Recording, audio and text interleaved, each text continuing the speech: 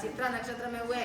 सो इस प्रकार चित्रा नक्षत्र में प्रभु स्वर्ग से चेप कर माता के गर्भ में उत्पन्न हुए। चित्रा नक्षत्र में उसका जन्म हुआ और चित्रा नक्षत्र में दीक्षा ली।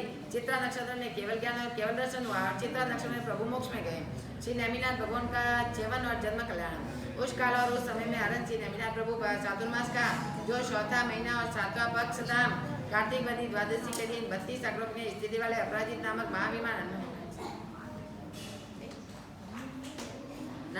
महाविमान से अंतर से जैव का ऋषि जम्बूद्वीप के क्षेत्र में शौर्यपुत्र नामक नामा नगर में समुद्र विजय नामक राजा की शिवादेवी माता रानी की खुशी में मध्य रात्रि में चित्रा नक्षत्र के चांद चंद्र युग प्राप्त होने पर गर्भदेह उत्पन्न हुए। यहाँ पर माता को हुए स्वप्न दर्शन तथा व्यंतर देवों से आया हुआ निदान आदि सब कुछ पूर्वक कहा।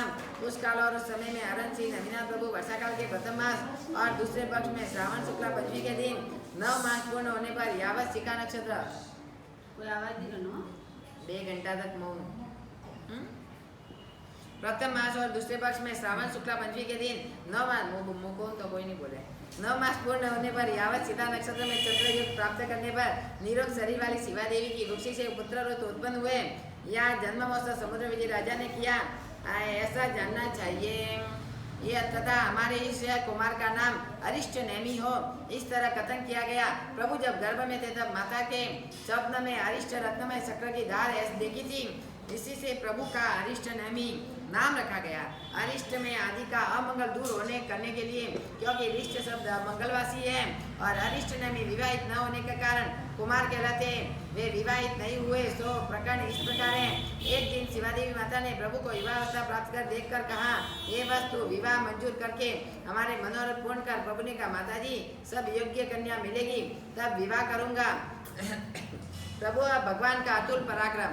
एक दिन कौतुक रहित होने पर भी प्रभु मित्र कुमारों से प्रेरित को कीड़ा करते हुए वासुदेव की आयुध शस्त्रशाला में चले गए। वहां पर प्रभु देखने की इच्छा वाले मित्रों के आग्रह से उन्होंने वासुदेव का सुदर्शन चक्र उठा लिया और अंगुली के अग्रभाग पर कुंभार के साग के समान उसे घुमाया और साढ़ धनुष्य भी कमलवान के समान नमा दिया। कौमेद देवी गदा दे नाम गदा को भी एक लकड़ी के तुल्य उठा लिया तथा 5 जन्य शंख को उठाकर उसे मुख से लगाकर उसे जोर से फूंक मारी।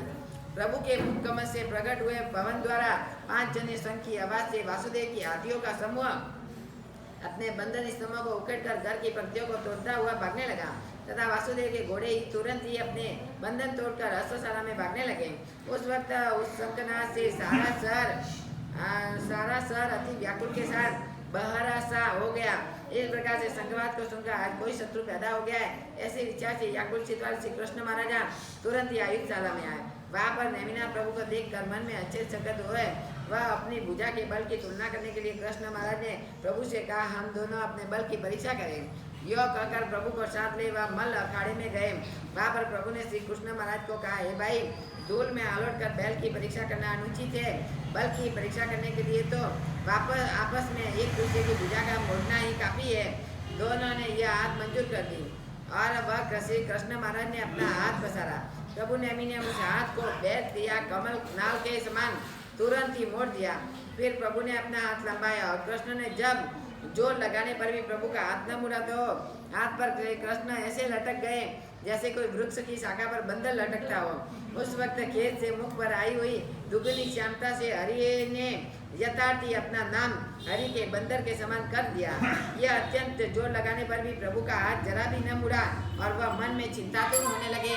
कृष्ण महाराज विचारने लगे, यह नेमी कुमार का सुखपूर्वक मेरा राज्य ले लेगा। सचमुच स्थूल बुद्धि वाले मूर्ख मनुष्य केवल कष्ट के ही भागीदार बनते हैं और फल बुद्धिमान ले लेते हैं। जैसे ही समुद्र का मंथन तो किया शंकर जी ने और उसने प्राप्त किए हुए रत्न देवों ने ले लिए हैं, ऐसे देखो खाद्य पदार्थों की चबा चबा कर कष्ट से रसदार तो दांत बनाते हैं और जीभ सहज से ही चटक लेती है। प्रभु को विवाह मंजूर कराने के लिए गोपियों का प्रयत्न। फिर भी कृष्ण बलभद्र ने साथ विचार करने लगे कि अब हमें क्या करना चाहिए। राज्य की इच्छा वाला नेमी कुमार तो बहुत बलवान है। इतने में आकाशवाणी हुई, हे अरे, पूर्व में श्री नेमिनाथ प्रभु ने कहा हुआ श्री 22वां तीर्थंकर नेमी नामक कुमार अवस्था में ही दीक्षा ले लेगा। इस देववाणी को सुनकर श्री कृष्ण निश्चित हुए, तथापि निश्चयार्थ नेमिनाथ प्रभु को साथ ले जल क्रीड़ा करने के लिए अपनी रानियों से ही तालाब पर गए। वहाँ प्रेम से नेमी कुमार का हाथ पकड़कर कृष्ण ने तुरंत ही तालाब पर गए आप प्रेम से नेमी कुमार का हाथ पकड़कर कृष्ण ने तुरंत ही तालाब में प्रवेश किया तथा नेमिनाथ प्रभु को केसर का रंग वाला पानी सुमन की पिचकारियों से भरकर सिंचित करने लगे। रुक्मणी आदि गोपियों को कृष्ण ने पहले से ही कहा हुआ था।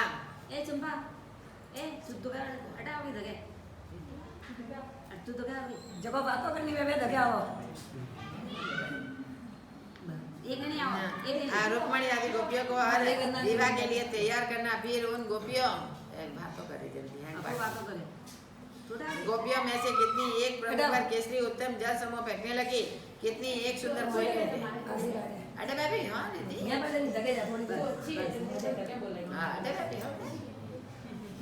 प्रभु पर केसरी उत्तम जल समूह फेंकने लगी, कितनी एक सुंदर पुष्प समूह की गेंद बनाकर प्रभु की छाती पर मारने लगी, कई एक तीक्ष्ण कटाओं के बाणों से विंधने लगी, कितनी एक काम कमला के विलास में कुशलता रखने वाली ऐसे हंसी से विस्मय करने वाली, और फिर से सब मिलकर सुवर्ण की पिचकारियों से सुगंधित जल करके प्रभु को व्याकुल व्याकुल करने का प्रयत्न करने लगी तथा कीड़ा से उल्लसित मन वाली तथा सतत परस्पर हंसने लगी। इतने ही में आकाश में देववाणी हुई और शब्द सुनी और कीड़ा से उल्लसित मन वाली, हे मुग्धा स्त्रियों, तुम्हें मालूम नहीं कि इन प्रभु को पैदा होते ही 64 इंद्रों ने एक विजन प्रमाण चौड़े मुख वाले 1000 बड़े बड़े कलशों से मेरू पर्वत पर स्नान कराया था। उस वक्त उस असंख्य जल प्रवाह से भी जो प्रभु व्याकुल नहीं हुए थे, तो क्या अब तुम्हारी पिचकारियों के जल से वे व्याकुल हो जाएंगे? अब नैमी प्रभु श्री गोपियों और श्री कृष्ण पर पिचकारी चलाने लगे और कमल पुष्प की गेंदें उसकी छाती पर मारने लगे। इस प्रकार जल कीड़ा करके वे सब तालाब के किनारे आए और वह प्रभु को एक सिंहासन पर बैठा कर वे सब गोपियां उनको घेर कर खड़ी हो गई।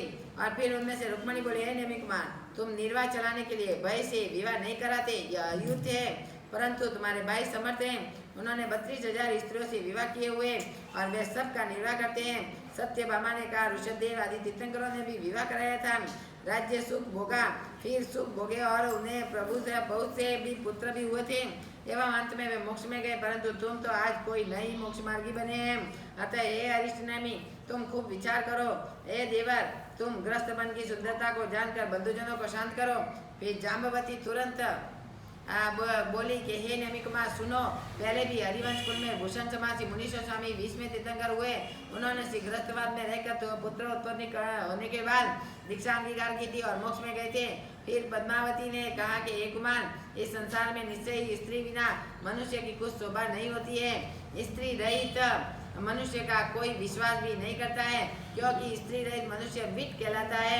इतने में गांधारी बोली, हे बुद्धिमान कुमार, सज्जन यात्रा अर्थात घर पर श्रेष्ठ मनुष्य मेहमान आवे, उनकी मेहमानगिरी करना और संग निकालना, पर्व का उत्सव करना, घर पर विवाह कृत्य करना, बाहर फेर और पर्सदा से ये सब अच्छे काम स्त्री के बिना नहीं सोते हैं। फिर गौरी बोली, देखो, ज्ञान रहित पक्षी की सारा दिन जहाँ था भटक कर रात को अपने घोंसले में जाकर अपनी स्त्री के साथ निवास करते हैं। इसलिए हे देवर, क्या तुम्हारे में पक्षियों इत्यादि भी समझ नहीं है? लक्ष्मणा बोली, शादी स्नान आदि सर्व अंग की शोभा में विचक्षण प्रतिरस के सुंदर विश्वास का पात्र और दुख में सहायक करने वाला स्त्री के बिना और कौन होता है? अतः मैं सुसीमा करने लगी और स्त्री बिना घर पर आए हुए मेहमानों की और मुनिराजों की सेवा भक्ति कौन करे? और अकेला पुरुष शोभा भी कैसे प्राप्त कर सकता है? इस तरह गोपियों के वचनों और यादों के आगलों से मौन रहे और जरा सा मुस्कुराते प्रभु को देखकर अनिश्चित अनुमतम अर्थात जिस बात का निषेध नहीं किया जाता उसको राजमंडी समझनी चाहिए। इस न्याय से उन गोपियों ने यह घोषणा कर दी कि नेमी कुमार विवाह करने के लिए मंजूर कर लिया है। अब श्री कृष्ण महाराज ने अपने मनोरथ से सफल होता देखकर शीघ्र ही राजा उग्रसेन के राजमहल का रास्ता लिया और मान रूपवती पुत्री राजीमती की मांग की और कौशिक नामक ज्योतिष से विवाह का शुभ दिन पूछा। उसने कहा, इस वर्षा काल में अन्य भी शुभ कार्य नहीं करते, फिर भी गृहस्थियों के लिए मुख्य कार्य विवाह तो बात ही क्या है। समुद्र विदय राजा ने कहा, कालक्षेप की जरूरत नहीं है, क्योंकि कृष्ण जी ने बड़ी मुश्किल से तो नेमी कुमार को विवाह करना मंजूर कराया है, इसलिए जिसमें कोई विघ्न न आवे ऐसा नजीक सा दिन बताओ। तब ज्योतिष ने कहा, श्रावण सुदी छठ का दिन बताया। श्रावण सुदी छठ में तो दीक्षा पौचम आवे गलती पौसम ने जन्म छठ ने दीक्षा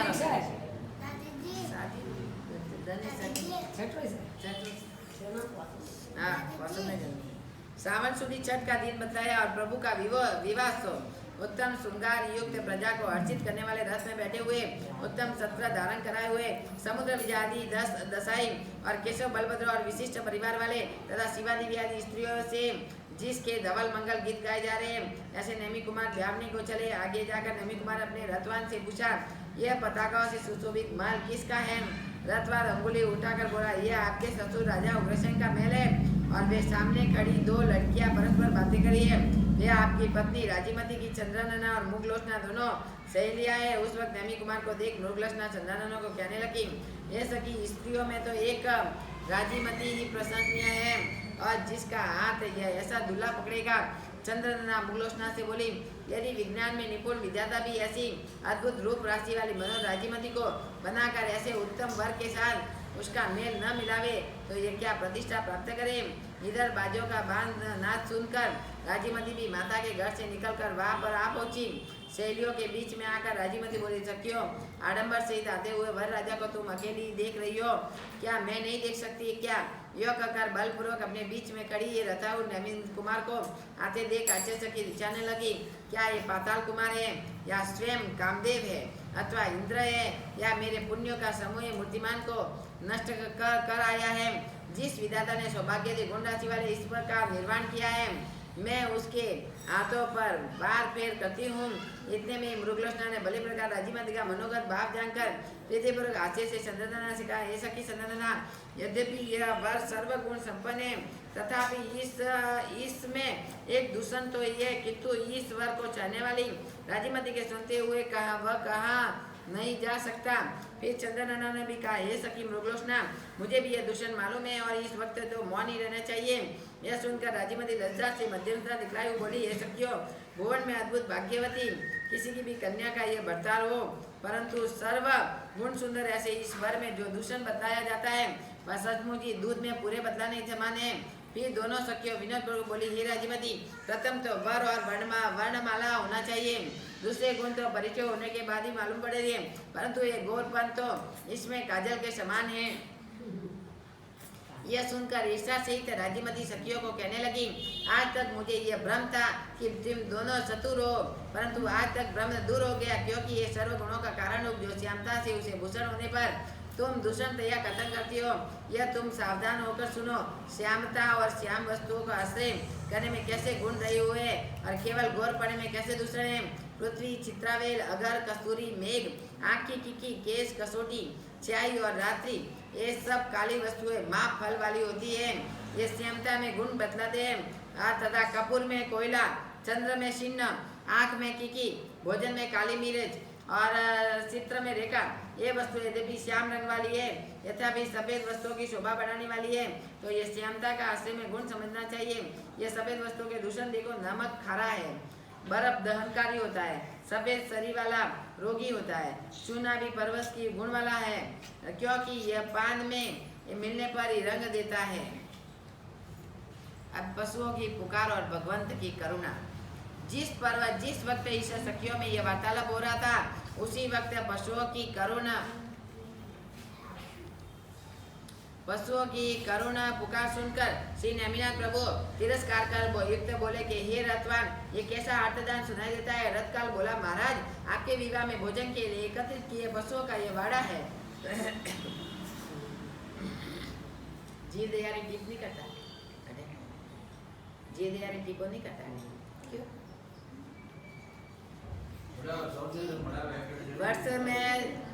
वर्ष में संवत्सरी धन जीव दयारी टीप तो अवश्य में ब्यानी से जेटे जीव छोड़ता है नहीं, भले जतरा जने ઈચ્છા આવે મને પૈસા મળાવે પણ વે પૈસા ભેરાવા પડે, જેટે जीव छोड़ाता है जीव दयारी जेटे पालन वेतु है बटे पैसा मिलना चाहिए। संवत्सरी धन 12 महीना रे धन जीव दयालु कार्य तो अवश्य में ब्यानी से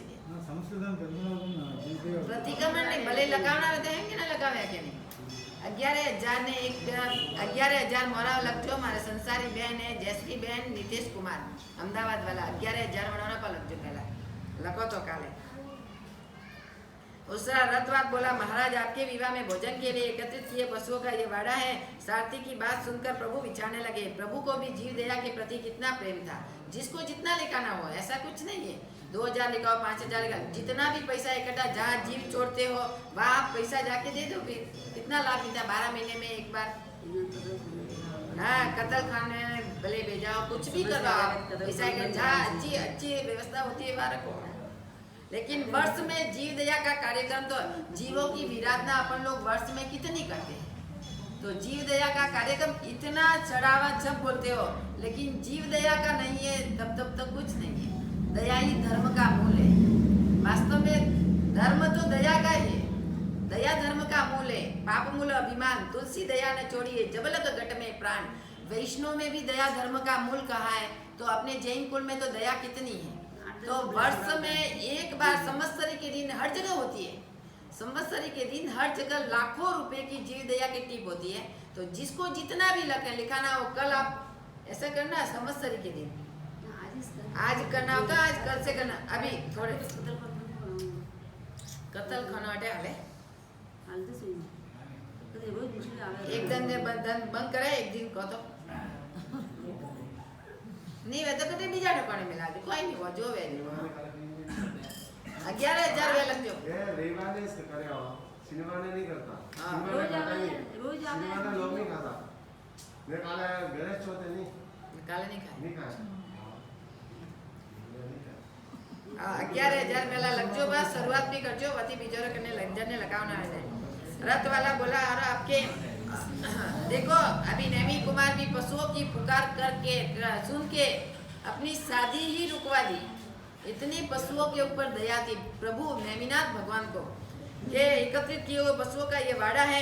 सारथी की बात सुनकर प्रभु विचारने लगे, ऐसी विवाह महोत्सव का धिक्कार है, उसमें इन पशुओं का प्राण बलि हो। इधर उसी वक्त राजीमती का दोहित्रा नेत्र भी फूकने लगा और अपने अपनी सखियों से कहा, सखियों ने भी कहा तेरा अपमंगल दूर हो, योग कर थुक्कार करने लगी। उस वक्त नेमिनाथ प्रभु ने रथवान से कहा, हे स्वार्थी, तुम यहाँ से ही रथ को वापिस फिरा दो। इस वक्त नेमिनाथ प्रभु को देखकर वाड़े में रहा हुआ एक हरिण अपनी गर्दन एक हरिणी की गर्दन पर रखकर खड़ा है।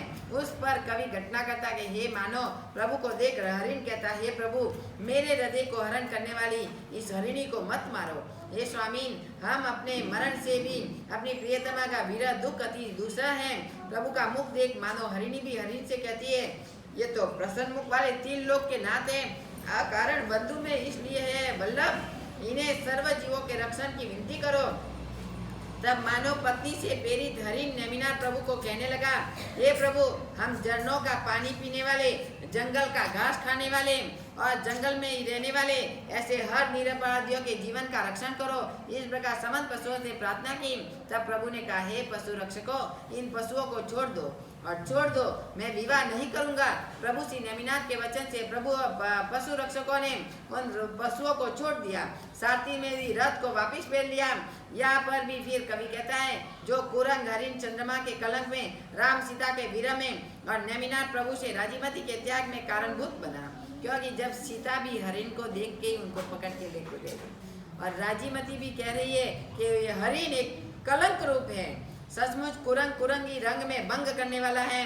इधर समुद्र विजय और शिवादेवी आदि सज्जनों से तुरंत ही यहाँ आकर रथ को अटकाया और माता शिवादेवी आंखों में आंसू भरकर बोली, हे वत्सल, हे जननी, हे वत्सल पुत्र, मैं प्रथम प्रार्थना करती हूँ कि तू किसी तरह विवाह करके मुझे अपनी बहू का मुख दिखला दे। नेमिनाथ कुमार ने कहा, माता जी, आप ये आग्रह छोड़ दो, मेरा मन अभी मनुष्य संबंधी स्त्रियों में नहीं है, परंतु मुक्ति रूप स्त्री की उत्कंठा वाला है। जो स्त्रियां रागी भी राग रहित होती है, उस स्त्रियों को कौन चाहे, परंतु मुक्ति रूप स्त्री जो विरक्त पर राग करती है, उसमें मैं चाहता हूँ। उस पर राजीमती का हाँ हाँ कर बोली, हाँ देव, ये क्या हो गया। यो कहकर मूर्छित हो गई। सहेलियों द्वारा शीतोपचार करने पर मुश्किल से सूख में आई और उच्च स्वर से रुदन करने लगी, ये यादव कुल के सूर्य समान, हे निरुपम ज्ञान वाले, हे जगत के शरण रूप, हे करुणा कर स्वामी, आप मुझे छोड़कर कहाँ चले। फिर अत्यंत हृदय को कहने लगी, अरे दुष्ट, निष्ठुर, निर्लज हृदय, जब मेरा स्वामी दूसरी जगह रागवान हुआ तब तू अभी तक मैं इस जीवन को किस लिए धारण करता है। फिर निश्वास डालकर अपने स्वामी को उपालम देकर बोली, हे द्रुत, यदि तू सर्व सिद्धों की भोगी हुई वेश्या में रक्त हुआ था तो फिर इस तरह विवाह के बहाने तूने मेरी क्यों विडंबना की। सहेलियों ने उससे रोष में आकर कहा, हे सखी, लोक प्रसिद्धि वत्तड़ी सही एक सुनिए, सरलो वेचो सामलो चुकिए की करीजिए। लोक प्रसिद्ध कहावत है कि श्याम रंग का आदमी सरल स्वभाव वाला नहीं होता है। क्यों हो कि हो भी जाए तो ये माना जाता कि विधाता की गलती से हो गया है। ये प्रिय सखी, ऐसे प्रेम रहित पर क्यों प्रीति रखती है? तेरे लिए कोई प्रेम पूर्वक वर ढूंढ डालेंगे। यह बात सुनकर राजीमती अपने दोनों कानों पर हाथ रखकर बोलती है, सखियां, मुझे न सुनने के वचन क्यों सुनाती हो? यदि सूर्य पश्चिम में उदय होने लगे, मेरु पर्वत छलामन हो जाए, तथापि मैं नेमी कुमार को छोड़कर दूसरे को पति नहीं बनाऊंगी। फिर नेमी कुमार प्रभु को लक्ष्य कर कहती है, हे जगत के स्वामी, व्रत की इच्छा वाले, आप घर आए हुए याचकों को इच्छा से अधिक दोगे, परंतु इच्छा रखने वाली मुझको तो आपने मेरे हाथ पर अपना हाथ तक भी न दिया।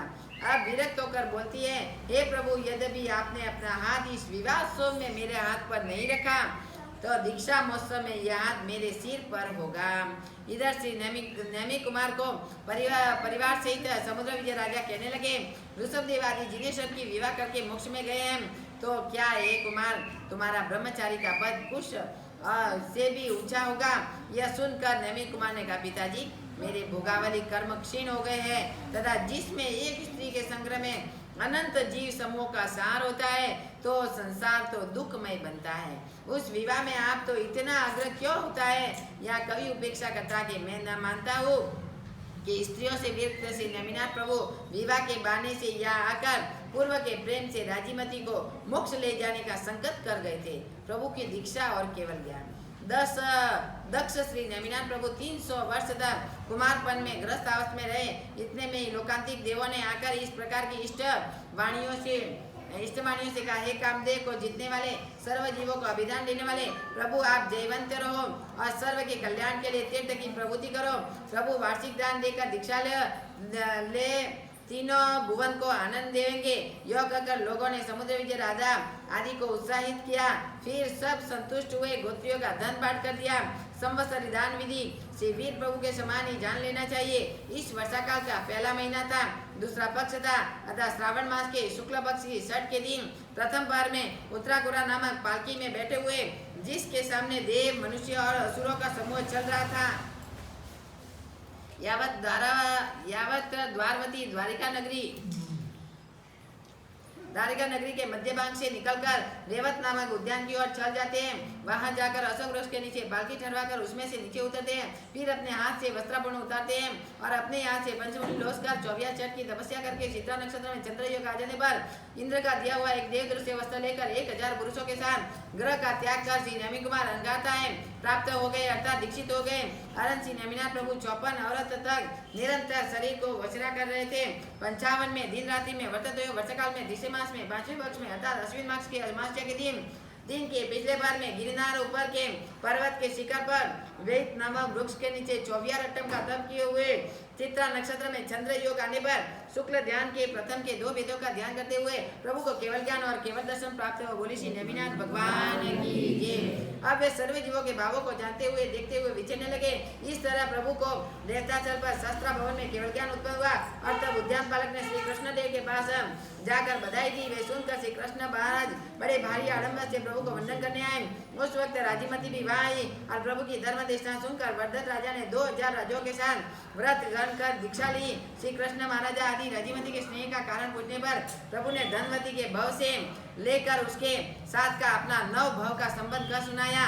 तो इस प्रकार पहले भव में धन कुमार नामा राजकुमार था और वह धनवती नामक की मेरी पत्नी थी। राजीमती और नेमी कुमार को 9 भव की प्रीति। 9 भव में राजीमती, 9वें भव में नेम कुमार और राजीमती। 8 भव का वृत्तांत इधर समझा रहे हैं। अभी दूसरे भव में हम दोनों पहले देवलोक में देव देवतियां पैदा हुए थे और तीसरे भव में चित्रगति नामक विद्याधर था और वह रत्नवती नामक मेरी पत्नी थी। फिर चौथे भव में हम दोनों देवलोक में देव हुए थे। 5वें भव में अपराजित नामक राजा था और यह प्रियतमा नामा मेरी रानी थी। 6ठे भव में हम दोनों 11वें देवलोक में देव हुए थे। 7वें भव में शंख नामक राजा था और वह यशोमती नाम की मेरी रानी थी। 8वें भव में हम दोनों अपराजित देवलोक में देवदया पैदा हुए और 9वें भव में नेमिनाथ हो और ये राजीमती है। तत्पश्चात प्रभु वहां से अन्यत्र विहार कर गए। जब क्रम से फिर देवताचल पर आकर सवसरे तब अनेक राजकन्याओं से राजीमती और प्रभु के भाई रत्नेमी ने प्रभु के पास दीक्षा ली।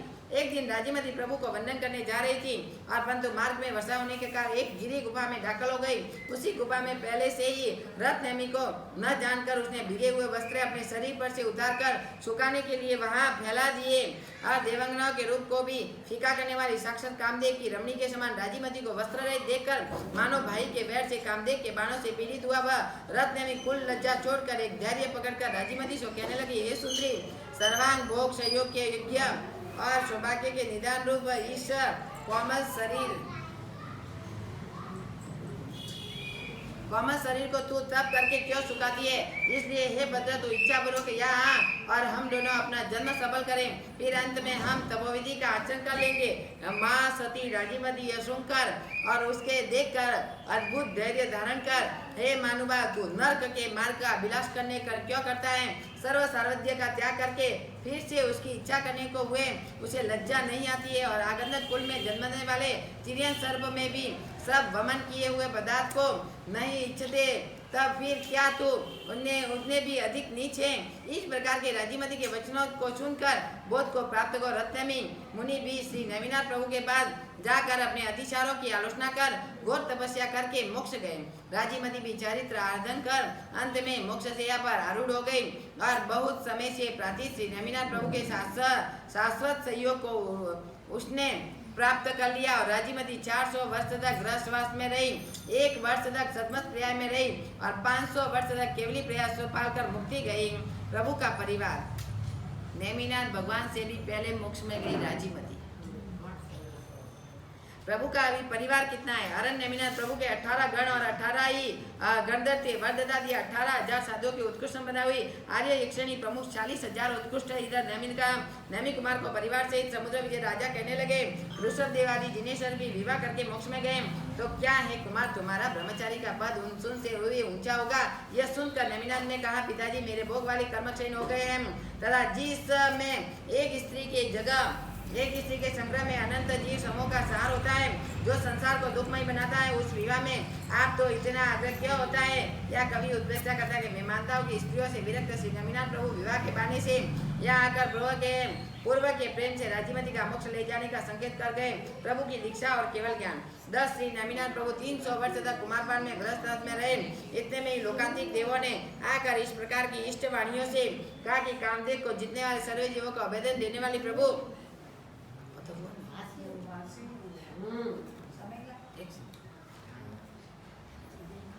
साधियों की संपदा हुई और नंद ब्रह्मा 1,69,000 अन्य श्रावक के उत्कृष्ट श्रावक संपदा हुई। माँ सूरत आदि 3,36,000 उत्कृष्ट श्राविका की संख्या संपदा हुई। केवली न होने पर केवली समान 84 और चौथपुरियों की 1500 अधिज्ञानियों की 1500 वैक्रे लतीदार मुनियों की 1,000 विपुल बराबर है 1,000 विपुल मति वाले मुनियों की 800 वादियों की और 1600 अनुत्तर विमान के पैदा होने वाले मुनियों की संपदा हुई तथा 1500 साधु और 3,000 साथियों मोक्ष में आरंची नवीनाथ प्रभु के 2 प्रकार की अंतर्गत भूमि हुई और एक एकांतर भूमि और एक पर्यंतर भूमि। प्रभु के 8 पटदरा और मोक्ष मार्ग को चलता रहा हुआ एकांतर भूमि और केवल ज्ञान प्रभु को केवल ज्ञान हुए बाद 2 वर्ष पीछे मोक्ष मार्ग शुरू हुआ और पर्यंतर भूमि जानना चाहिए परमात्मा का निर्वाण कल्याण। उस काल और उस समय में श्री नवीनाथ प्रभु ने 300 वर्ष कुमार अवस्था में रहे, 54 दिन सदमत प्रया पालकर 54 दिन क्रम 700 वर्ष केवली प्रया पालकर परिपूर्ण 700 वर्ष चारित्र पालकर एवं 1,000 वर्ष का सर्व आयु पालकर वेदनीय आयु नाम और गोत्र क्रम के सही को हो जाने पर अभी अवसर भी नहीं। दुष्म काल नाम चौथा आरा बहुत दिन बीत जाने पर ग्रीष्म ऋतु के 4थे महीने में 8वें पक्ष में अर्थात आषाढ़ शुक्ल अष्टमी के दिन गिरनार पर्वत के शिखर पर 537 साधुओं से 24 एक मास का अनशन करके चित्रा नक्षत्र में चंद्र योग प्राप्त होने पर मध्य रात्रि के समय पद्मासन से बैठे हुए मोक्ष सिधारे यावत सर्व दुखों के मुक्त हुए। श्री नैमी निर्वाण में कितने समय बाद पुस्तक लेखादि प्राप्त हुआ?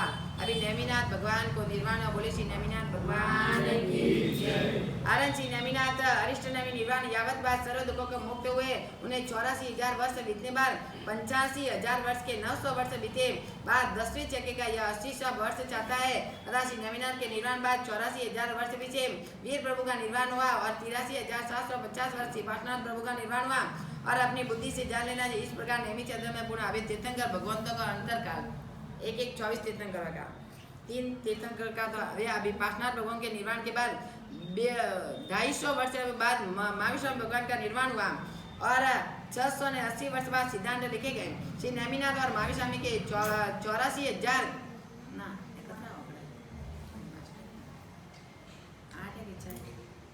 गुजरात एरा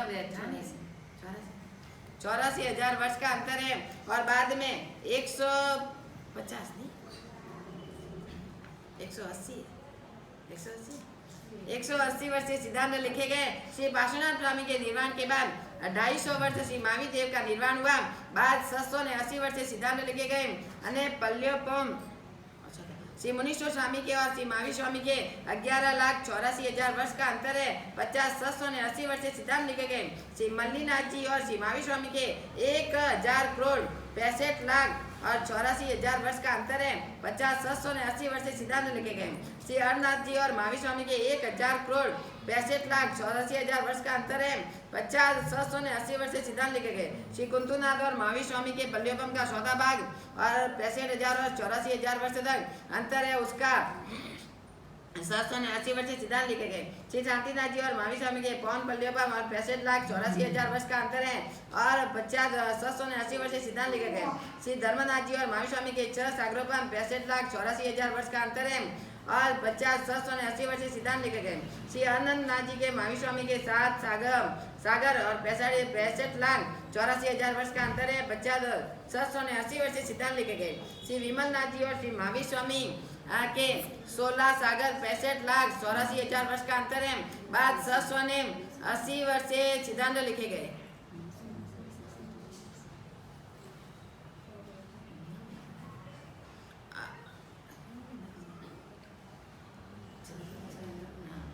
श्री वासुदेव श्री महावीर स्वामी के 86 सागर और 65,84,000 वर्ष का अंतर है। बाद 980 वर्ष से सिद्धांत लिखे गए।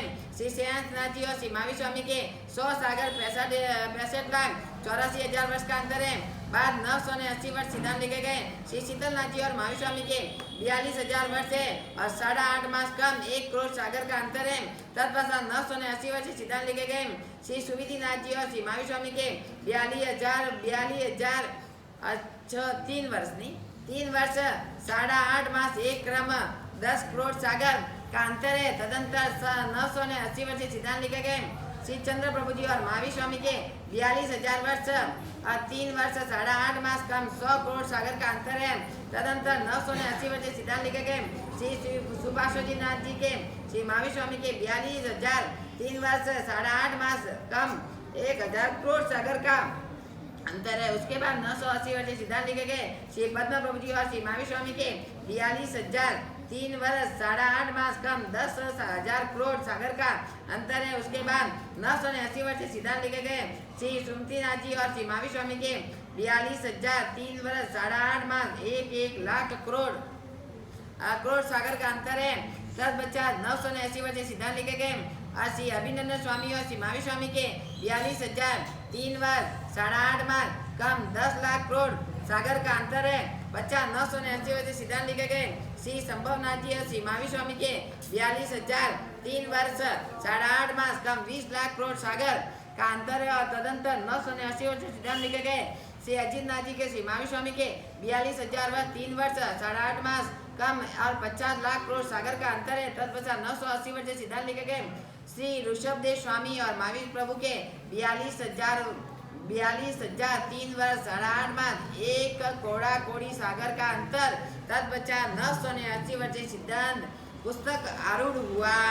अब 24 तीर्थंकर अंतर काल समाप्त हुआ। अब ऋषभदेव भगवान का जीवन चरित्र आता है। उस काल और उस समय में अयोध्या नगरी में जन्मे हुए अरन श्री ऋषभदेव प्रभु के बाद 4 कल्याणक उत्तराषाढ़ा नक्षत्र में हुए और 5वां कल्याणक अभिजीत नक्षत्र में हुआ। सो इस प्रकार है उत्तराषाढ़ा नक्षत्र में स्वर्ग से छेव कर प्रभु गर्भ में आए। उत्तराषाढ़ा नक्षत्र में जन्म हुआ, उत्तराषाढ़ा नक्षत्र में दीक्षा ली और उत्तराषाढ़ा नक्षत्र में केवल ज्ञान पाए और अभिजीत नक्षत्र में प्रभु का निर्वाण हुआ। अब प्रभु का जीवन और जन्म कल्याण।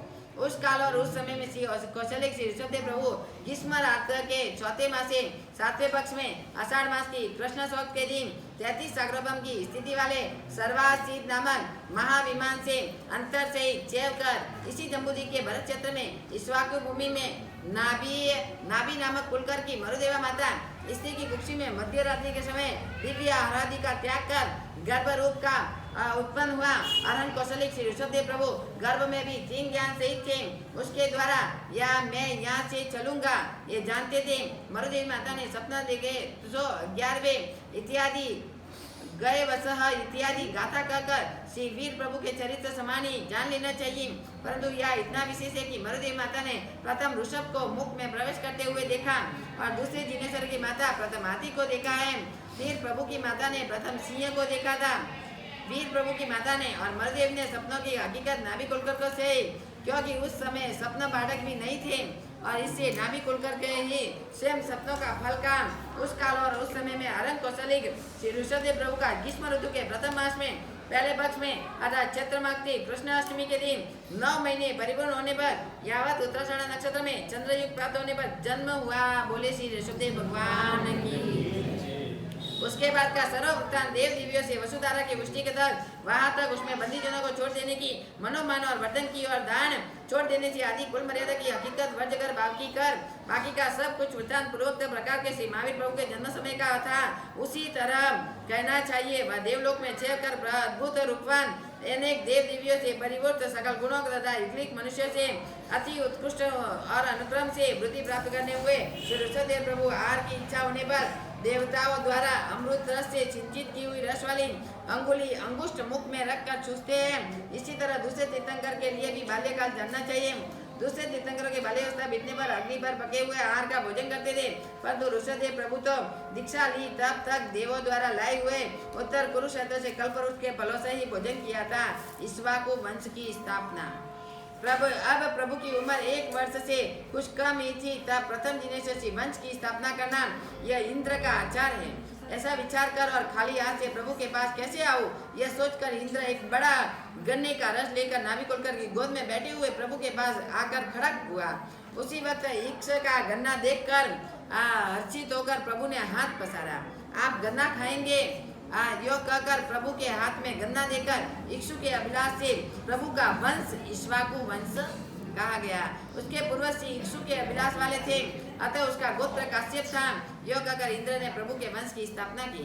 अभी प्रभु का विवाह और राज्याभिषेक किसी युगल और उसकी माता ने ताल पुत्र के नीचे रखा था। उस वक्त ताल का फल पड़ने से युगल में से पुरुष के दोनों युगलिक साथ में जन्म होता था और साथ में ही बड़े होते थे और साथ में ही शादी, चाहे भाई बहन को के कुछ भी को, साथ में ही जन्मना, साथ में ही बड़े होना और साथ में ही शादी करनी। युगलिक लोग थे, उनके पास में अग्नि वग्नि जब 72 प्रकार की कला और स्त्रियों की 64 प्रकार की कला ऋषभदेव भगवान ने सिखाई। पहली कला कुंभार की कला, पहली कुंभार की कला। अब खेतीबाड़ी तो पकाने लगे, लेकिन खाना किसमें, पकाना किसमें? तो प्रभु ने अपनी हाथों से कि मिट्टी लाके मेरे को दो और मिट्टी का घड़ा बनाया हाथी के ऊपर बैठे बैठे और उन लोगों को कहा कि अभी अग्नि में घड़ा पकाओ और घड़े में फिर धान डाल के आप घड़े धान्य को पका कर आप खाना सीखो। तो प्रभु ने 72 कला और 64 प्रकार की स्त्रियों की कला सब प्रभु ऋषभदेव भगवान ने बताई है। ये सब जन्म का कारण सब प्रभु ऋषभदेव भगवान का ही उपकार है। पहले कुंभार की कला चालू हुई थी और ऐसे तालपुत्र के नीचे रखा हुआ वह उस सुंदर स्त्री को देखकर युगली के उसे नाभि कुमार के पास गए। तब नाभि कुमार का यह सुंदरता नामा ऋषभदेव की पत्नी होगी। एक चेहरा हो गया।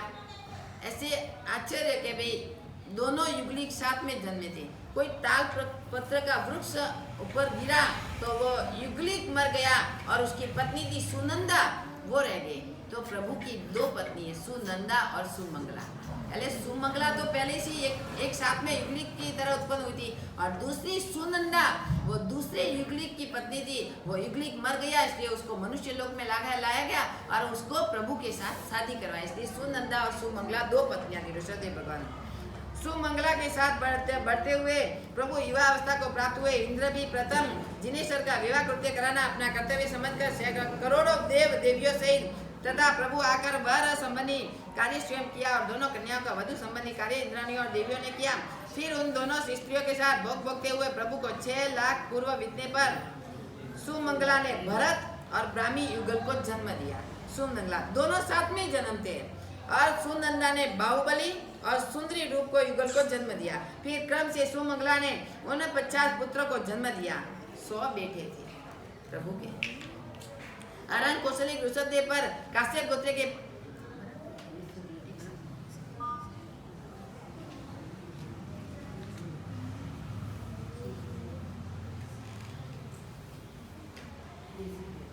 और 5 प्रकार के नाम इस प्रकार है। ऋषभ प्रथम राजा।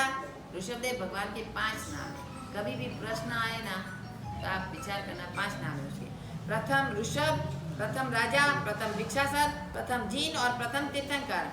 प्रथम राजा इस प्रकार हुए। काल प्रभाव के कारण अनुक्रम से अत्याधिक कसाय का उदय होने पर परस्पर विवाद करते हुए युग के लिए उस वक्त इसी तरह दंड नीति कायम की गई थी। विमल वान और सूक्ष्म खोलकर के समय अल्प अपराध के लिए हकार की दंड नीति की थी और यशस्वी और अभिचंद्र के समय में अल्प अपराध के हकार रूप से बड़े अपराध के मकार रूप दंड नीति की थी।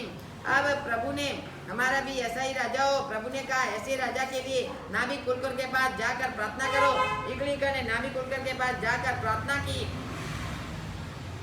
नाभि कुलकर प्रभु के पिता, नाभि राजा। नाभि कुलकर ने कहा तुम्हारा राजा ऋषभ हो। फिर वे इकली कर्षित हो अभिषेक के लिए पानी लेने तालाब पर गए। उस वक्त सिंहासन कंपित होने से इंद्र ने अपना आचार जानकर यहाँ आकर मुकुट कुंडल आभरण की शोभा करने पूर्वक प्रभु का राज्याभिषेक किया। उस समय कमल के पत्तों में पानी लेकर आए हुए इकलिन प्रभु को अलंकृत देखकर आश्चर्य में पड़ गए। थोड़ी देर विचार करके उन्होंने ये पानी प्रभु के चरणों में डाल दिया। अभी पक्षा कैसे करना वो भी मालूम नहीं था। इकलिन लोग पत्ते में पानी लेके आए तो फिर उन्होंने ऐसे ही विचार किया कि प्रभु के शरणों में डाल दूंगे पानी। तो प्रभु उससे प्रभु का शरण अंगूठे से पक्षाल हो गया। यानी कि उस वक्त कमलों के पानी लेकर आए इडली के थोड़ी देर विचार कर उन्होंने पानी प्रभु के चरणों में डाल दिया। ऐसे देखकर तुष्टमान इंद्र विचारने लगा, ओहो ये लोग कैसे विनयवान हैं। ये विचार कर, क्योंकि विनय शरण से प्राप्त होता है। हर व्यक्ति को जो विनय करना है तो विनय शरण से प्राप्त होता है। शरण के बिना विनय कोई नहीं कर सकता है। जैसे ही प्रभु अपन लोग किसी की शरणों में नमस्कार करेंगे तो हर व्यक्ति अपने आप मोहित हो जाएगा अपने ऊपर और आकर्षित हो जाएगा। और मस्तक के ऊपर रहकर बोलेंगे तो व्यक्ति उल्टा भड़केगा अपने ऊपर, उल्टा बोलने लगेगा। क्योंकि जैसे कि वो रामायण में भी आता है, लक्ष्मण जब रावण जब मरने की तैयारी थी, अंतिम घड़ी थी, तो लक्ष्मण जी रामचंद्र जी बोले लक्ष्मण तू जा, अपने वडील है, मेरे को कोई खुशी नहीं है कि अयोध्या का राज्य भोगना है, मेरे को कोई खुशी नहीं है, तू जा उनके पास में हित शिक्षा लेके आ। अरे भैया आप कैसी बात कर रहे हो, सीता को उठा के लेके चले गए और मैं उनके पास में जाऊं। अरे मैंने बोला तू जा, अपने वडील है, भले मरे, इनकी अंतिम शिक्षा, अंतिम घड़ी है तो उनके पास में शिक्षा, क्योंकि वो बड़े थे, लंका का राज्य किया था तो उनके पास में शिक्षा तो अवश्य में लेनी चाहिए। तो फिर लक्ष्मण जी गए, मस्तक के ऊपर खड़े हुए, हे रावण हे रावण हे रावण, जोर जोर से बोले। रावण ने आंख खोली, उनको क्रोध आ गया। ये है लक्ष्मण, एकदम जय तय बोलने लगा। फिर वापस आ गया, भैया ये कुछ बोलता नहीं है। तो कि तू कहाँ खड़ा था, पहले खड़े रहना है तेरे को शरण में। जो मस्तक के ऊपर खड़ा रहेगा तो उनको क्रोध आएगा, तू वापस जा। और इतना आज्ञाकारिता, लक्ष्मण वापस गया और शरणों में खड़े होकर वो बोला, हे दशानन हे दशानन। तो फिर वो भी उनके बर में जैसा प्रहार करते हो वैसा ही प्रहार अपने को मिलता है। कुत्ते के ऊपर पत्थर डालोगे तो पत्थर से ही प्रहार होगा अपना। कुत्ता अपने को डसने, कुत्ते को प्रेम से बोलेंगे, रोटी खाएंगे तो कुत्ता कुछ नहीं करेगा, अपना कुत्ता कुछ नहीं करेगा। जैसे बिल्ली को भी मारेंगे, दूध देंगे तो बिल्ली कुछ नहीं करेंगे, उनको लकड़ी से मारेंगे। जैसा जिस व्यक्ति के ऊपर प्रहार करते हो वो ही प्रहार अपने सामने वाले के ऊपर आप मनुष्य को ऊपर लकड़ी से मारेंगे तो वो भी लकड़ी लेके आएगा, आप पत्थर से मारेंगे तो वो भी पत्थर से मारेंगे। लेकिन आप एक मीठे वचन बोलेंगे तो वो भी सामने से मीठे वचन ही बोलेगा। जैसे प्रहार है वैसा ही अपने को मिलना, जैसा बोएंगे वैसा ही फल मिलेगा। तो वो इतना मीठा से बोला, हे दशानन हे दशानन। तो फिर उनने क्या बोला, हे सुमित्रा के नंदन, सुमित्रा का पुत्र था तो उसने बोला, हे सुमित्रा नंदन बोलो क्या काम है। तो मेरे भैया ने मिला है, अभी अयोध्या की राजगादी भोगनी है, हमारे को तो कुछ मालूम नहीं, हम तो बालक है, बच्चे है, आप तो इतने बड़ी है, आपको बहुत कुछ ज्ञान होगा, तो हमारे को क्या करना है। तो फिर उन रावण ने क्या बोला, हम जब व्याख्यान चालू होगा तो बड़े विस्तार से मैं आपको समझाऊंगी।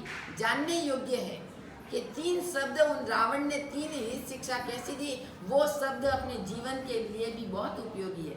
आप आठम के बाद, आठम से व्याख्यान शुरुआत करनी है, आप जो आएंगे तो वो सूत्र का व्याख्यान अभी 3 महीना अपने पास बाकी है, चौमासा पूरा नहीं हुआ है, 1 ही महीना पूरा हुआ है, ऐसे ही समझो। 4 महीने में 1 महीना पूरा हुआ है, 3 महीना तो अपने हाथों में ही है, सब कुछ खुल जाएगा। अभी लॉकडाउन कुछ नहीं है, सब लोग व्यक्ति आ सकते हैं। आप बोलो तो 9 से 10, आप बोलो तो 9:30 से 10:30, आप जो भी टाइम बोले हम वो टाइम पे व्याख्यान देने के लिए तैयार हैं।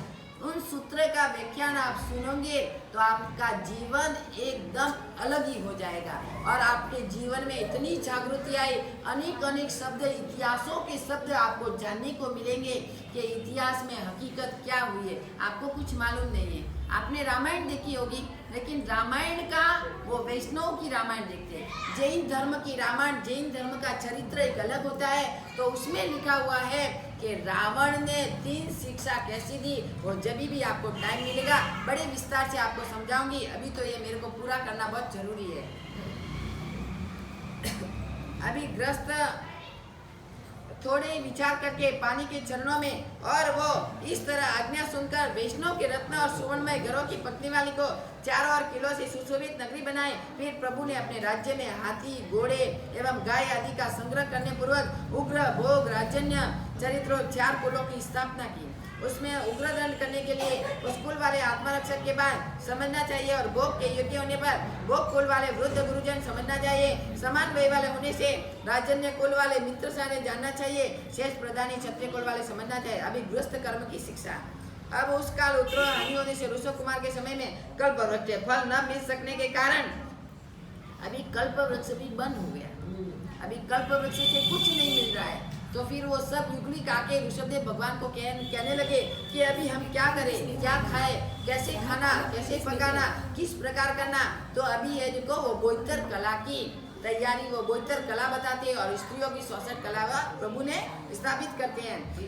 पुत्र, पुष्प और फलादि खाते हैं। इस प्रकार अग्नि के प्रभाव से कच्चे ही चावल वगैरह धान्य खाने लगे। अभी चावल को पकाना या कच्चा खाना वो भी उनको मालूम नहीं है, क्योंकि युगलिक लोग थे, उनको कुछ मालूम ही नहीं क्रिया कैसे करने की है।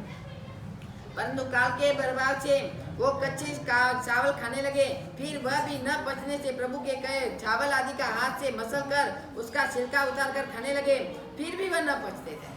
चावल को कच्चा खाया तो पचन नहीं होता है, पाचन नहीं होता है। चावल का छिलका निकाल के खाने लगे तो भी पाचन नहीं हो रहा है। अभी प्रभु क्या करना, कैसे पकाना कोई मालूम नहीं है उनको।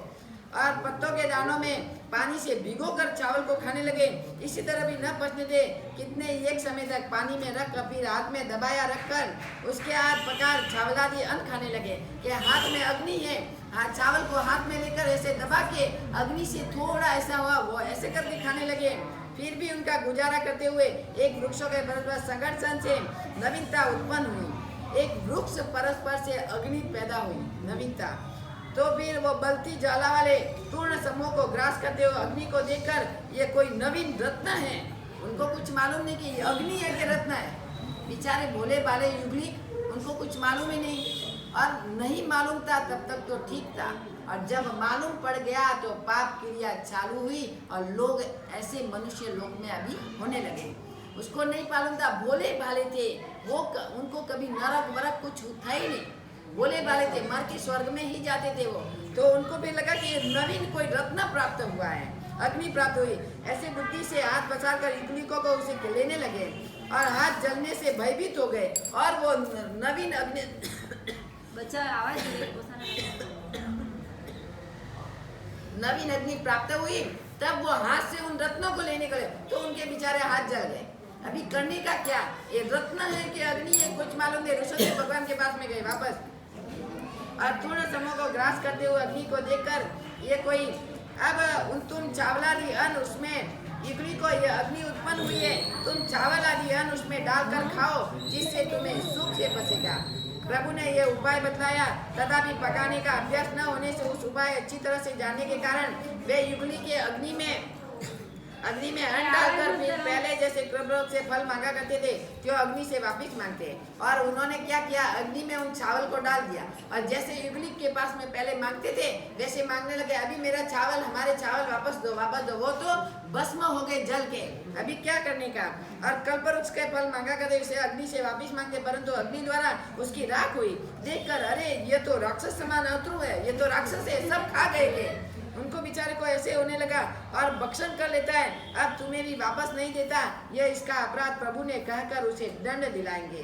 इस प्रकार वे प्रभु के पास गए। उतने में प्रभु को मार्ग में हाथी पर बैठे हुए देख उन्होंने प्रभु से सब बात कही। प्रभु ने कहा, किसी बर्तन आदि में रखकर तुम्हें धान्यादि उस अग्नि पर रखना चाहिए। पहले कुम्हार की कला प्रकट की, क्योंकि बर्तन के बिना तो चावल पका नहीं सकते, इसलिए सबसे फर्स्ट कुम्हार की कला प्राप्त हुई है। कुम्हार की कला उन्होंने प्राप्त की कि अभी तो कोई बर्तन बनाना पड़ेगा।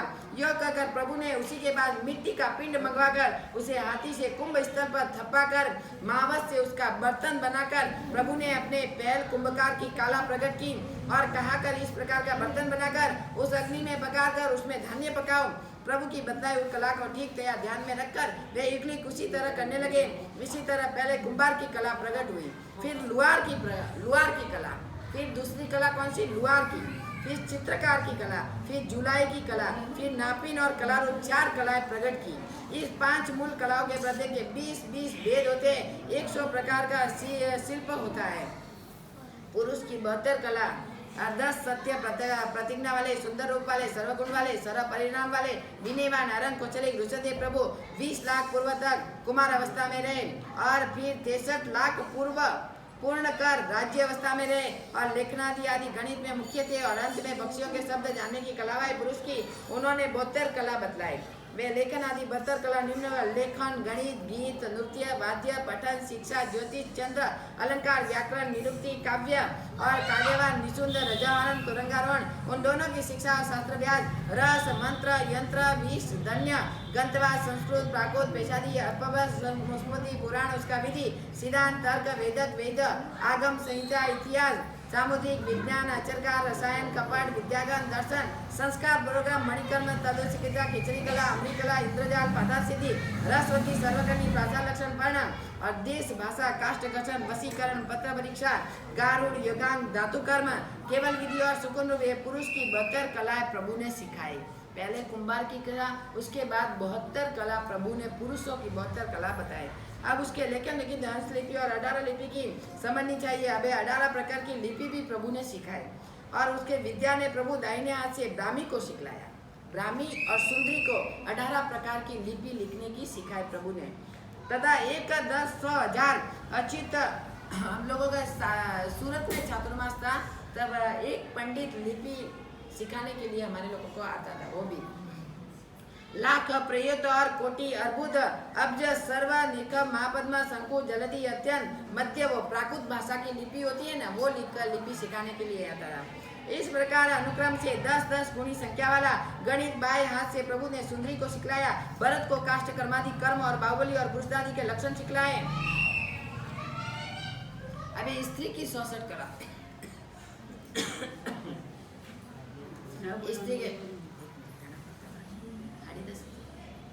स्त्रियों की 66 कला निम्न प्रकार है। नृत्य, अचिंत्य, चित्र, वाजिंत्र, मंत्र, तंत्र, दंतकुष्ठी, फलाकुष्ठी, संस्कृतवादी, क्रियावान, ज्ञान, विज्ञान, दर्भ, अस्तुबन, गीतगान, तालमान, आकार गोपन, उत्तरामन, कार्यशक्ति, वक्रोति, नरलक्षण, गज परीक्षा, अश्व परीक्षा, वीणा वादन, पद्मिकारण, व्याकरण, गेहार, बुद्धिसार, वितरण, असंगीति, कुसुमांग, शरीरवान, रत्नमणिभेद, लिपि, परिच्छेद, विद्य क्रिया, कर्मकिरण, रसोई, सिरंकुर, मुखमंडल, कथाकथन, कुसुमग्रांथ, सर्वभाषित, भोज्य, यथाक्रम, आभरण धारण, अंतरक्षिरा, बलपेलिया, सालीखंडल और वाणिज्य इत्यादि है स्त्रियों की 66 प्रकार की कला है। कर्म से खेती, वाणिज्य और कुंभार आदि के प्रथम कथन किए गए क्रम से शिल्प समझना चाहिए। इस प्रकार शिल्पों का प्रभु ने उपदेश दिया।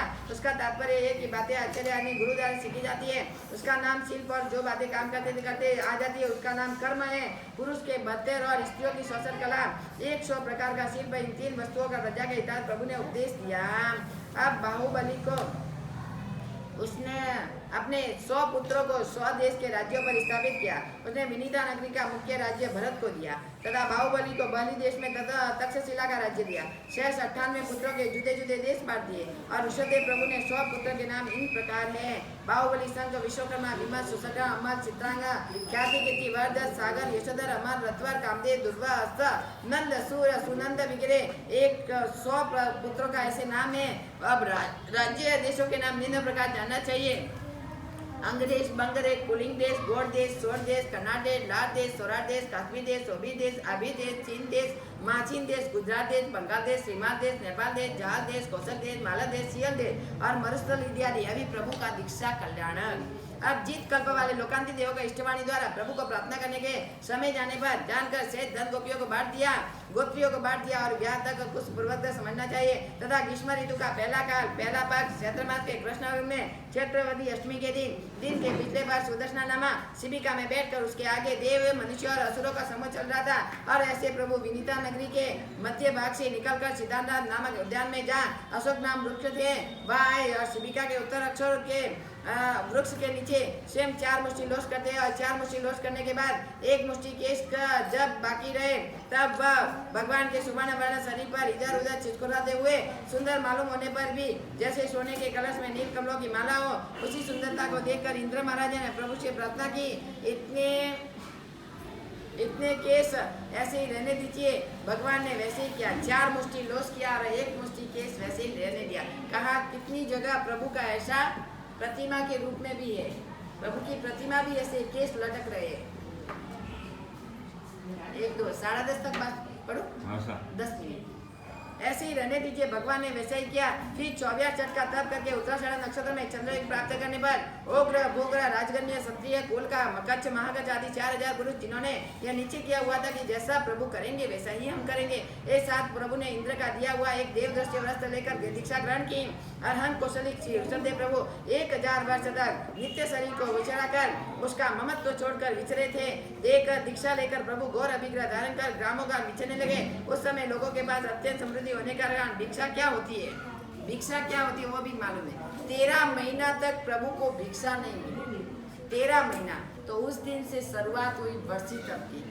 अपन लोग वर्षी तप 400 उपवास प्रभु ने एक साथ किए, लेकिन अपन लोग क्या करते हैं 200 उपवास व्यासना। तो 2 वर्षी तप करते हैं ना तो 1 वर्षी तप कहलाता है अपना। अपन लोग व्यासना करते हैं, बीच में एक उपवास। उनको तो अंतराय कर्म के हिसाब से उनको गोचरी नहीं मिली, अन्न नहीं मिला और लोग समझते भी नहीं थे भिक्षा कैसे देनी, अन्न देना, क्या भराना कोई मालूम ही नहीं था किसी व्यक्ति को। और यह भी नहीं जानता था उसके प्रभु के साथ दीक्षा ली थी। सुधा पीड़ित होकर प्रभु ने उपाय पूछने लगे, परंतु मौन धारण किया होने प्रभु ने उन्हें कुछ भी उत्तर नहीं दिया। इसलिए उन्होंने फिर कच्छ महाकाश से प्रार्थना की। वे बोले, आहार का विधि तो हमें भी मालूम नहीं है और आहार के बिना कैसे रहा जाए। हमने अपने प्रभु के इस विषय में कुछ पूछा भी नहीं, इसलिए विचार करके वनवास श्रेष्ठ है। इस प्रकार विचार कर वे प्रभु का ध्यान धरते हुए गंगा के किनारे पड़े हुए पत्ते वगैरह खाने लगे और साफ न किए हुए केश के गुच्छे वाले जटाधारी तापस बन गए। इधर कच्छ और महाकाश के नैमी विनमी मात्र नाम के 2 पुत्र थे और जो प्रभु के दीक्षा समय कहीं बाहर गए थे और हुए थे और उन्होंने प्रभु के अपने पुत्र समक्ष कर रखा था। अब वह देशांतर से आए थे। प्रभु भरत उन्हें राज्य का हिस्सा देने लगा, परंतु वे उनकी अवगणना कर पिता के वचनानुसार प्रभु के पास आए और प्रतिमा धारण करते प्रभु को आगे कल्पपत्रों में पानी लेकर चारों तरफ भूमि को सिंचित कर पुष्पों का ढेर लगाकर पंचांग नमस्कार करो, प्रभु हमें राज्य दो। इस प्रकार सदैव प्रार्थना करने लगे। एक दिन प्रभु को वंदन करने आए थे। धन्य ने उसका ऐसा आचरण और प्रभु के प्रति अधिभक्ति देखकर संतुष्ट होकर कहा, अरे प्रभु तो निसंग और निरंकारी है, आप पास मत मांगो, उनके पास मत मांगो, प्रभु की भक्ति से तुम्हें मैं ही दूंगा। यह कहकर उन्हें 48,000 विद्याएं दी। उनमें गौरी, गंधारी, रोहिणी, पद्मपीर, 4 महाविद्या प्राप्त विद्या देकर उन विद्याओं द्वारा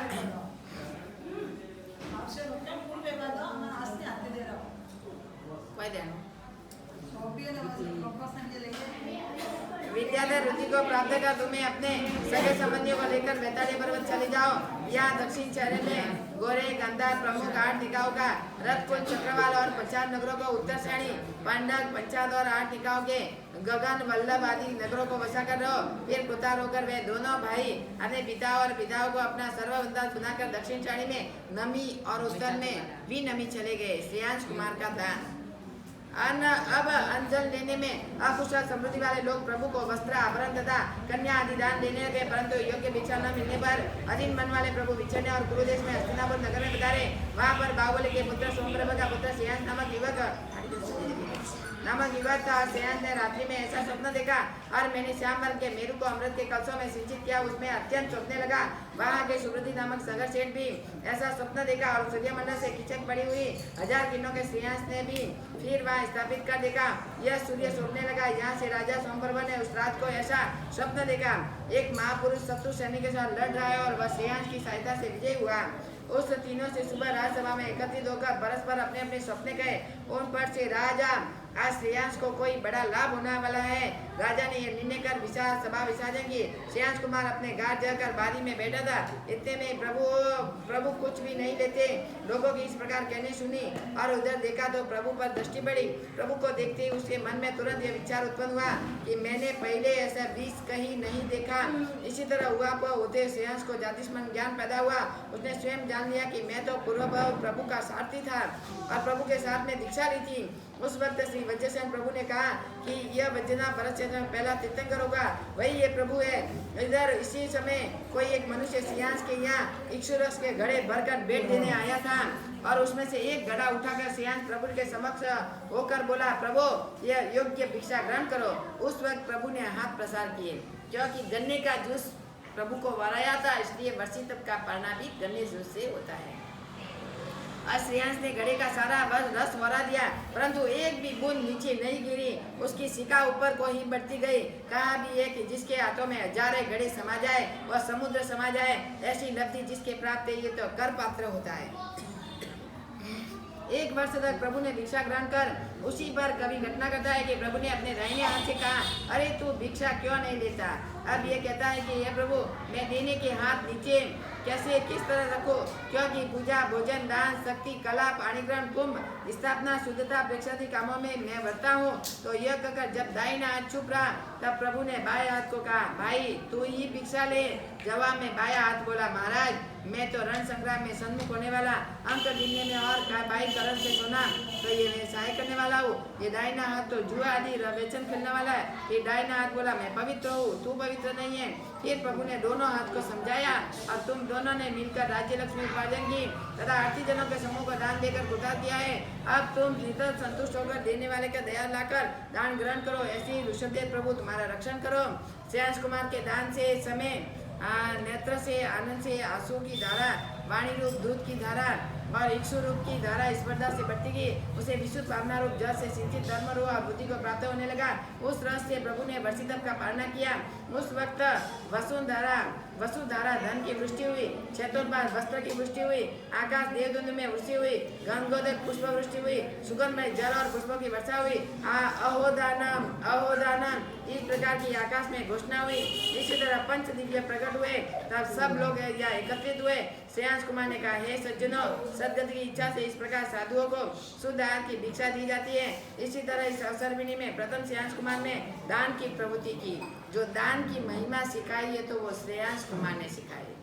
उस दिन से दान की महत्ता चालू हुई।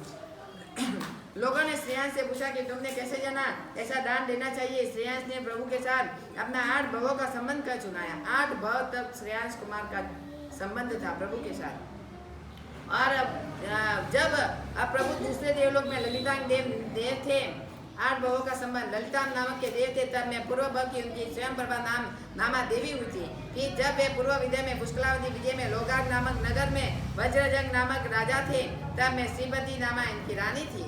और वहाँ से उत्तर पूर्व में भगवान युगलिक थे, तब मैं उसकी युगलिनी थी। और वहाँ से देवलोक में हम दोनों पैदा हुए। और वहाँ से प्रभु पश्चिम महाविद्य में वैद्य पुत्र थे, तब मैं केशव नामक जीर्ण सेठ का पुत्र उसका मित्र था। और वहाँ से हम दोनों 12वें देवलोक में गए। वहाँ से पुंडरीगिरी नगरी में प्रभु जो वज्रनामा नामा चक्रवर्ती थे, उस वक्त मैं उसका साथी था। और वहाँ से हम दोनों 26वें देवलोक में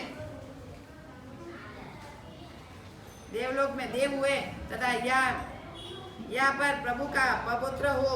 यह वृत्तांत सुनकर सब लोग कहने लगे, ऋषभदेव समान पात्र, इक्षुरस के समान निर्वध्य दान और श्रेयांश के समान भाव पूर्वकृत पूर्ण पुण्य से प्राप्त हुआ है इत्यादि स्तुति करते अपने घर चले गए। अब प्रभु का केवल ज्ञान कल्याण।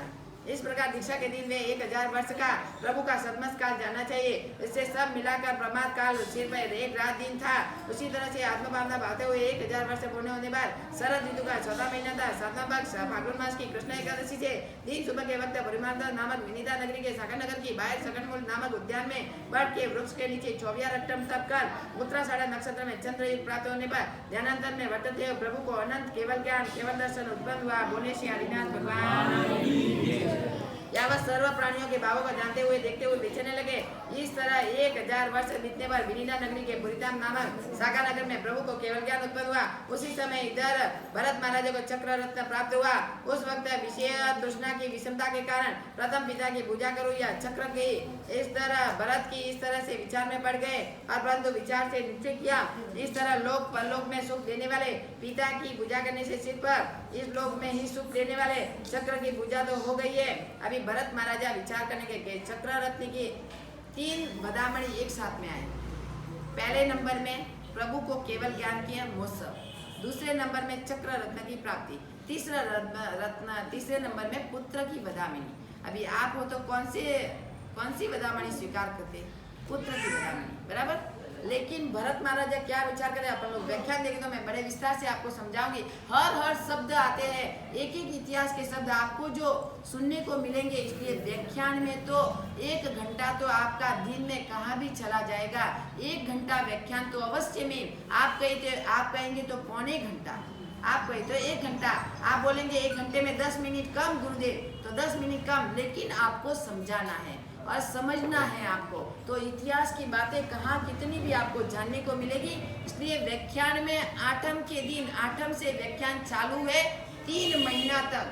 जब तक हमारा चातुर्मास पूर्ण होगा तब तक हम लोग व्याख्यान देने के लिए तैयार हैं। उधर बेंगलोर में भी 4 महीना व्याख्यान पहली बार हुआ, कभी 4 महीना व्याख्यान। लेकिन बहने भाई, अरे गुरुदेव व्याख्यान दो, कोई भी तकलीफ हो, कोई मेहमान आए तो भी गुरुदेव आधा घंटा ही दो, लेकिन व्याख्यान दो, सब पूरा हॉल भर जाता है। 4 महीने पहली बार व्याख्यान हुआ, तो इधर भी 4 महीने तक व्याख्यान। आपकी दुकान तो वैसे ही चलती रहेगी, लेकिन 1 घंटा व्याख्यान 9 से 10 आपको कोई प्रॉब्लम नहीं है। 9 से 10 या 9 से पौना 10, पौने 10 तक पौना घंटा, 5 मिनट भी आपके ऊपर नहीं जाएगी।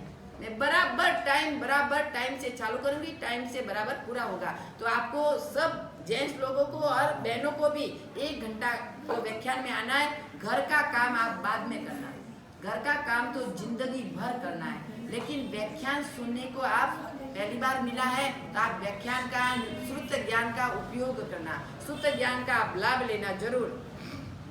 और 3 रत्न की प्राप्ति हुई। फिर भरत ने क्या किया?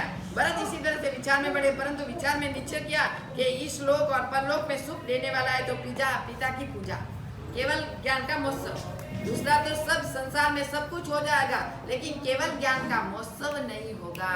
तो मैं महोत्सव का ही पहले मनाऊं, बाद में पुत्र की बदामणि, चक्र रत्न की प्राप्ति तो वो संसार बढ़ाने वाला है, वो तो बाद में हो जाएगा, लेकिन पहले प्रभु का केवल महोत्सव बनाऊं। इसी तरह चक्र की पूजा हो गई।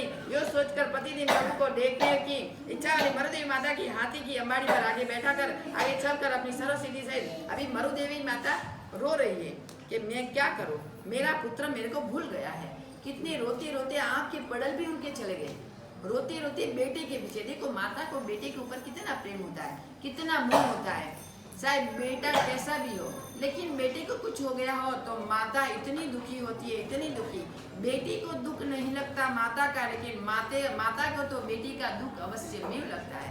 तो फिर मरुदेवी माता रोती रोते आँख के पड़ल गए, आँख की धारा पानी अश्रु से अपनी आँख से देखना भी बना। फिर भरत महाराजा को बोलती है, अरे ऋषभदेव भगवान प्रभु के दर्शन तो कराओ मेरे को। बेचारा प्रभु, वो मेरा बेटा कहाँ जंगल में फटता होगा, जंगल में भटकता होगा, खाने को क्या मिलता होगा, क्या होता, उसको मालूम नहीं कि ऋषभदेव भगवान की रिद्धि सिद्धि कितनी है। अब मरुदेवी माता को लेके जाते हैं। वह भरत राजा चक्ररत्न की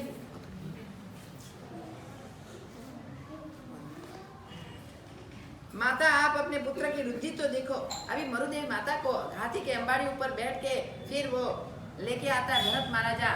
माता जी आप अपने पुत्र की रुद्धि देखो। अरे ये कौन है? ये आपका पुत्र ऋषभदेव है। अरे कितना पागल, ये रुद्धि के पीछे माता को ही भूल गया। इसलिए ही तो मेरे को याद नहीं करता है। और वैसे विचार में शुभ विचार आ गए कि मैंने मोह के पीछे अपनी आंखों का पड़ल घुमा दिया। धिक्कार है मेरे को, मैंने पुत्र के ऊपर इतना मोह किया। तो वो हाथी के अंबाड़ी के ऊपर बैठे बैठे शुभ विचार में चढ़ गए और सबक श्रेणी में ऊपर चढ़े और वहां ही हाथी के अंबाड़ी के ऊपर केवल ज्ञान की प्राप्ति हो गई। दीक्षा लेने की क्या जरूरत है? ग्रस्त में भी केवल ज्ञान। जो मोहिनीय कर्म का जो पर्दा हट जाता है, मोहिनीय कर्म जब व्यक्ति का टूट जाता है तो अनेकों कर्मों का क्षय मोहिनीय कर्म से ही बंधन होता है और मोहिनीय कर्मों को टूटने से ही क्षय होता है। तो हाथी के अंबाड़ी पर उनको केवल ज्ञान हुआ। मरुदेवी माता प्रभु की छत्र साम्राज्य प्रतिहारी लक्ष्मी देकर बिछाने लगी। ओहो, मोह से विहल हुए सर्वे प्राणियों को धिक्कार है, सब स्वार्थ के हैं, स्नेह करते हैं। प्रभु ऋषभ के दुख से रुदन करते हुए मेरे नेत्र की तेजहीन हो गए, परंतु ऋषभ तो देवेंद्रों से सेवित और ऐसी दिव्य समृद्धि प्राप्त करने पर भी मुझे कभी अपनी कुशलता का संदेश भी नहीं भेजता है और बुलाया भी नहीं मेरे को। ऐसे स्नेह का धिक्कार है। ऐसे एकत्व भावना भाते हुए मरुदेवी माता, एकत्व भावना, अकेले आए और अकेले जाने वाले, ये स्वार्थ का सगा सपन है। इस संसार में स्वार्थ है, दूसरा कोई नहीं है। और एकत्व भावना भावते हुए मरुदेवी माता को केवल ज्ञान प्राप्त हुआ। इसी वक्त आयुष्य होने से अंतकृत केवली हुए और मोक्ष को गए। एक अकेले ही अंतकृत केवली हो गए और मोक्ष में चली गई मरुदेवी माता।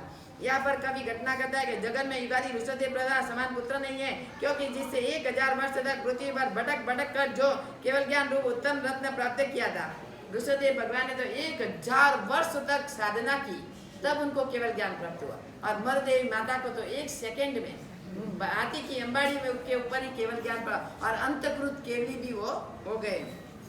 उसके लिए मुक्ति रूप कन्या को देखने वास्ते प्रभु पहले से मोक्ष में चली गई और प्रभु ने समस्तन में बैठकर धर्म देशना दी। उस वक्त यहाँ पर भरत के ऋषभसेन आदि 500 पुत्रों ने और 700 पुत्रों ने दीक्षा ग्रहण की। भरत महाराजा के 500 पुत्र और 700 पुत्र, 700 पुत्र ने 500 पुत्र, इनसे प्रभु ने ऋषभसेन आदि 84 गंधर्व स्थापे और ब्राह्मी ने भी दीक्षा ली और मुख्य साध्वी बनी। भरत राजा श्रावक बना, यह स्त्री रत्न बनेगी और इसलिए सुंदरी की दीक्षा लेने के रोकी हुई सुंदरी श्राविका बनी। इस प्रकार 17वीं संघ की स्थापना हुई। फिर कच्छ और मागस के सिवा सर्व तापसों ने प्रभु के पास दीक्षा ग्रहण की। इंद्र के प्रतिबोध से मरुदेवी माता का शोक निवारण कर भरत राजा ने अपने स्थान पर चला गया।